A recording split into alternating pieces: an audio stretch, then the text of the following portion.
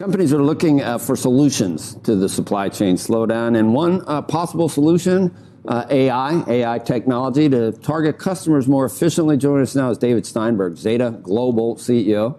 The company starts its annual Zeta Live conference today, featuring discussions on AI and the future of marketing. $51 billion last year, David, in 2020. $641 billion by 2028. That 50 to 640, that's compound growth of 36.1%. That's faster than the deficit that we're running in Washington. About the same. Actually, this is something we need to invest in, it seems like, as for what it can do and for how much money you could make in this business. Well, it's, first of all, very little is running faster than deficit, Joe. That's right. They're giving it a run.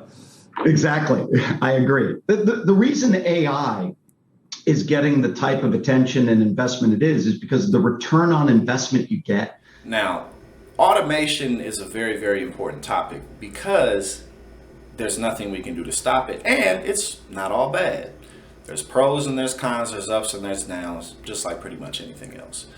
Hey, what's going on, everybody? I'm Jackson White, co-founder and chief of content at Politiscope, and thank you for yet again tuning in to TYT. Now, let's get straight into it. So, one of the biggest pluses with automation, obviously, is that you don't have to pay people, which is also one of the biggest problems with automation, ironically or not ironically, is that you don't have to hire people, which of course creates the very, very strong need and incentive for there to be pushes in policy to make education more modernized and tailored to where the job market is headed.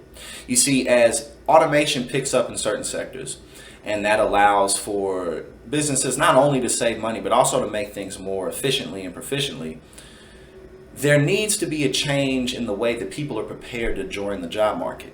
You know, virtual services, customer service will continue to expand. More and more people are having entrepreneurial opportunities. The gig market continues to expand.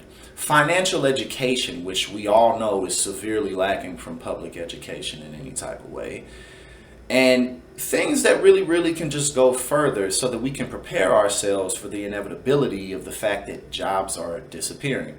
But it's not just automation that's taking jobs away. I mean, office jobs are disappearing. That's automation in a lot of ways. You don't need people to file things the way you used to because computer programs can do it. And we've made adaptations to that by allowing people to learn how to use computer technology, programs like Excel, programs like Microsoft. All of that is automation.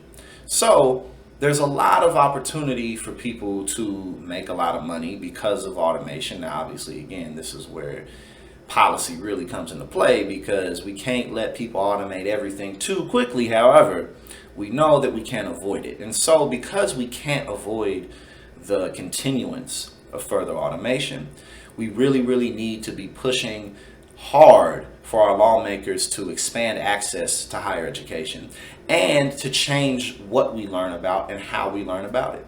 There's so much work to be done in this country, and in my opinion, education is one of the biggest factors that can make a positive difference in how we prepare ourselves for the continuance of automation and the job market.